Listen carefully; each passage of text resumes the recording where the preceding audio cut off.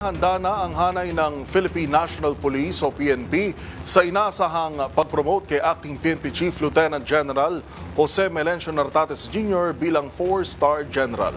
Ang mga detalye ihahatid live ni Edniel Parosa. Edniel?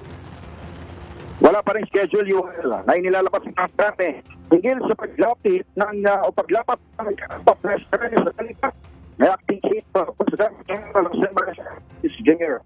Palawanag ng spokesman, Police Brigadier General Ron Antonio. Nakabati pa rin kasi ito sa schedule ng availability ni Pangulong Bongbong Marcos. Gayunman, imbitado ng mga presidente sa Huwebes, Enero 29, para sa paguritan ay ika-30 ng PNP Day. Tiniyak ni Tuanyo na naratiling hamtang PNP ceremony. Patunay na mga pagkasanay sa kampo kamakailan. Nilinaw naman ni Tuanyo na inaasahan sa Malacanang nagagawin itong daning of Nartates para maging full-fledged personal honors sa PNP headquarters bilang simbolo ng opisyal na aksyon.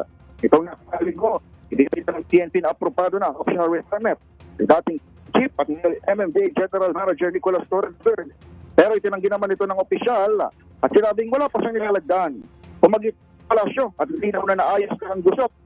Sinabi naman ni Interior Secretary John Vic Remulla na kanya rin inimbitahan si Torres sa seremonya ni Nartates para magsilbing turnover at pagpapakita na rin ng pagkakaisa. Sports. Ako si Edniel Parosa, Bridge, Una sa Pilipinas, Una sa Pilipino.